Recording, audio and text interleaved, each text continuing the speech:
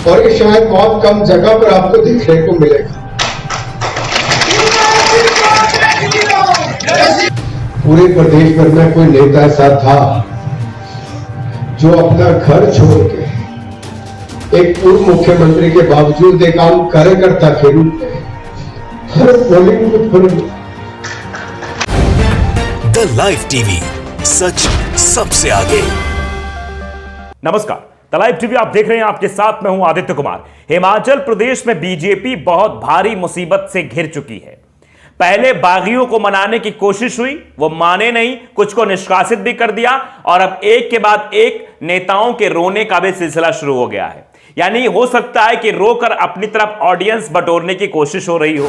पहले पूर्व सांसद महेश्वर सिंह रोए, मंच पर रो गए। पहले वो नाराज हो गए थे, बागी हो गए थे। किसी तरह जेपी नड्डा ने उन्हें मनाकर अपनी पार्टी में शामिल कराया। अब उसके बाद अनुराग ठाकुर जी का एक वीडियो वायरल हो रहा है। अनुराग ठाकुर जी रो रहे हैं और उन रोते हुए कार्यकर्ताओं को धन्यवाद ज्ञापित करें। बहुत सारी बातें वो कह रहे हैं। वो वीडियो पूरा वायरल है सोशल मीडिया पर। लेकिन बताया जा रहा है कि उनकी नाराजगी पिता को टिकट ना मिलने की वजह से। दरअसल सुजानपुर में वो रैली कर रहे थे और सुजानपुर में ही पिछली बार चुनाव लड़े थे प्रेम कुमार धूमल, जो कि चुनाव हार गए। इसी वजह से उन्हें मुख्यमंत्री नहीं बनाया गया। कहा गया कि हारे हुए नेता को मुख्यमंत्री नहीं बनाया जाएगा। इस बार उनको टिकट नहीं मिला। तो अब लोग ये कह रहे हैं कि अनुराग ठाकुर के रोने की वजह क्या पिता को टिकट ना मिलना है, या सहानुभूति बटोरना चाह रहे हैं, या फिर मोदी जी की तरह थोड़ा सा दिखावा करके वोट बटोरना चाह रहे हैं। ये भी लोग कह रहे हैं। तो ज्यादा देर ना करते हुए हम पहले अनुराग ठाकुर जी के रोने वाला वो थोड़ा सा वीडियो क्लिप आपको सुनाते हैं। फिर उसके बाद हम महेश्वर सिंह का भी दिखाएंगे और साथ ही साथ बताएंगे कि किन लोगों पर कार्रवाई हुई है और कौन कौन बगावत हिमाचल प्रदेश में कर रहा है, जिससे बीजेपी का दोबारा सत्ता में आने का सपना चकनाचूर हो रहा है। तो जरा पहले वीडियो देख लीजिए अनुराग ठाकुर जी का। पूरे प्रदेश भर में कोई नेता ऐसा था जो अपना घर छोड़ के एक पूर्व मुख्यमंत्री के बावजूद एक आम कार्यकर्ता के रूप में हर पोलिंग बूथ पर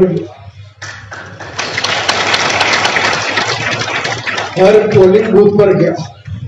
पोलिंग बूथ का गठन आप सबके साथ मिलकर किया। अपनी सेहत नहीं देखी, पार्टी के लिए, संगठन के लिए अपने आप को समर्पित रखा। क्या हम आज कमजोर हो जाएंगे कि धूमल जी की मेहनत को मजबूत करके दिखाएंगे? ये तय हमें करना है। ये कार्यकर्ताओं की पार्टी है, यहां वो नेताओं को। तो सुन लिया, अनुराग ठाकुर कार्यकर्ताओं को धन्यवाद ज्ञापित कर रहे हैं। वो अपनी व्यथा बता रहे हैं, पिताजी के बारे में बता रहे हैं कि पिताजी मुख्यमंत्री नहीं बने, फिर भी पूर्व मुख्यमंत्री के तौर पर जनता के बीच जमे रहे, काम करते रहे, सब कुछ किया। तो आप समझिए हमारा परिवार इस सेवा में है। ये सब बताने की कोशिश अनुराग ठाकुर कर रहे थे। लेकिन दरअसल वो दर्द है जो अंदर अनुराग ठाकुर के था। वो पिछली बार भी था जब प्रेम कुमार धूमल उनके पिताजी मुख्यमंत्री नहीं बनाए गए, और अब वो दर्द इसलिए है कि इस बार उनका पत्ता ही साफ कर दिया गया। मतलब प्रेम कुमार धूमल कहीं से चुनाव नहीं लड़ रहे हैं, यानी तो मुख्यमंत्री तो बनना ही नहीं है। ये सब बातें हैं जो हिमाचल प्रदेश के सर्द मौसम में भी गर्मी का एहसास करा रही हैं। पहली बात तो अनुराग ठाकुर जी रोए। अब दूसरे कौन नेता रोए थे, ये भी हम आपको वीडियो दिखा देते हैं। आपकी स्क्रीन पर है। स्क्रीन पर आप ये जो वीडियो देख रहे हैं जिसमें एक नेता रो रहे हैं, जेपी नड्डा जी के बगल में बैठे हुए हैं, पहाड़ी वाली टोपी भी है। इनका नाम है महेश्वर सिंह, जो भाषण छोड़कर कुर्सी पर बैठे तो उसके बाद रोने लगे। अब इनका वीडियो भी सोशल मीडिया पर खूब वायरल हो गया। दरअसल ये भी बागी हो गए थे। टिकट ना मिलने वजह से नाराजगी इनकी बताई जा रही थी, और नाराजगी इतनी बढ़ गई थी कि ये रोने लगे थे और भाषण छोड़कर ही चले गए। आधे में भाषण दिया, उसके बाद छोड़कर कुर्सी बैठे, उसके बाद उनके आंखों से आंसू निकलने लगे। तो चलिए आपको हम समीकरण बताने की कोशिश करते हैं किस तरीके से नाराजगी बढ़ रही है। दरअसल हमीरपुर की 5 में से 3 सीटों पर बगावत हो गई है।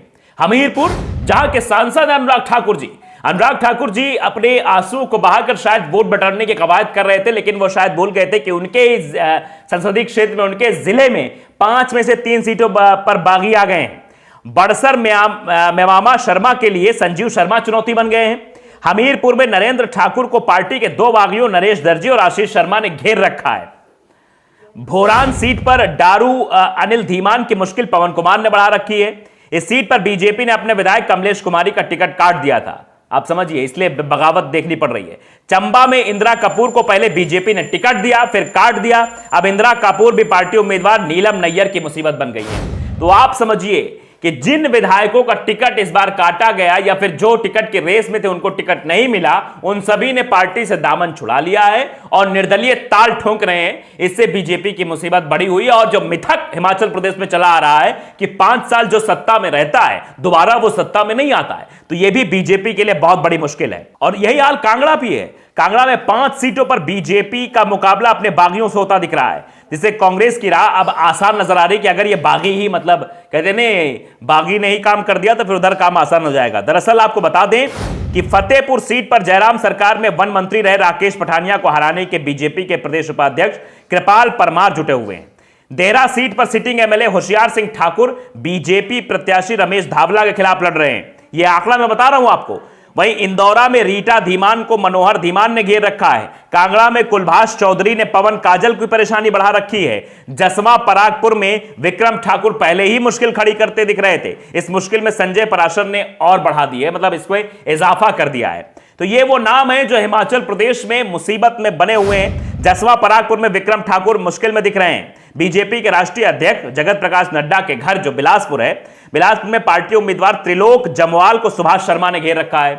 मतलब आप समझिए ये बाहरी लोग नहीं हैं, ये भारतीय जनता पार्टी के ही लोग हैं जिसने एक दूसरे को घेर रखा, मतलब मुसीबत खड़ी कर दी है, उम्मीदवार नहीं बनाए गए। तो जगत प्रकाश नड्डा को आप देख लीजिए, अनुराग ठाकुर जी को देख लीजिए, जिनकी प्रतिष्ठा का ये पूरा हिमाचल प्रदेश का चुनाव है, उनकी प्रतिष्ठा दांव पर लगी हुई है, क्योंकि वहां पर बागियों ने मुश्किल बढ़ा रखी है। 6 बागियों पर कार्रवाई भी हो गई।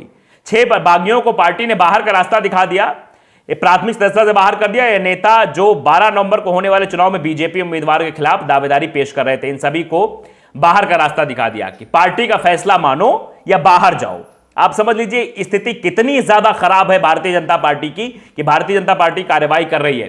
लेकिन एक सवाल और पैदा हो जाता है। दरअसल ये पहले भी भारतीय जनता पार्टी की तरफ से कार्रवाई होती है, लेकिन बाद में मनाकर टिकट दे दी जाती है, शायद इसीलिए ये ऐसी चीजें हैं।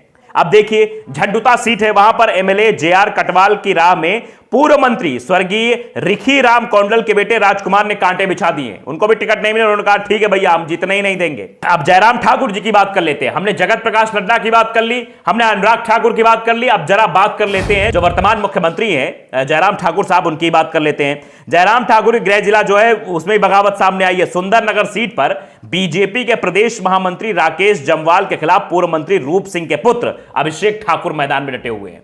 यानी यहां भी मुसीबत फुल चल रही है। आप अंदाजा लगाइए किस तरीके की चीजें यहां देखने को मिल रही है। वहीं नाचन में विनोद कुमार के सामने ज्ञानचंद अड़े हुए हैं। मंडी सदर सीट पर प्रवीण शर्मा की बगावत ने बीजेपी कैंडिडेट अनिल शर्मा को मुश्किल में डाल रखा है। कुल्लू सीट पर महेश्वर सिंह को बीजेपी ने भले मना लिया, लेकिन यहां राम सिंह बीजेपी उम्मीदवार नरोत्तम ठाकुर को राहत नहीं दे रहे हैं। यानी मना तो लिया गया, जो रोए थे तो उनको तो कहा गया महेश्वर जी आप आ जाइए, कोई बात नहीं, आप पार्टी के वरिष्ठ नेता हैं, सांसद भी रह चुके हैं, जो है अध्यक्ष भी आप रहे हैं, तो आप जो है आइए। तो वो तो आए, लेकिन उनके मन में व्यथा थी जो मंच पर दिखाई पड़ गई रोते हुए। तो आप समझ लीजिए ये हिमाचल प्रदेश का जो गणित हमने आपको बताया है, ये साफ तौर पर इशारा कह रहा है कि हिमाचल प्रदेश में बीजेपी रिपीट तो नहीं कर पाएगी। जैसा उत्तराखंड में हुआ, उत्तर प्रदेश में हुआ, वैसा बीजेपी सोच रही है ऐसा हो जाएगा, वैसा होगा नहीं। और इसीलिए शायद सहानुभूति के लिए भारतीय जनता पार्टी के नेता अब रो रहे हैं। तो द लाइव टीवी को अगर आपने सब्सक्राइब नहीं किया, सब्सक्राइब जरूर करिए, बेल आइकन दबाइए ताकि सच खबर आप तक पहुंचती रहे। नमस्कार। द लाइव टीवी, सच सबसे आगे।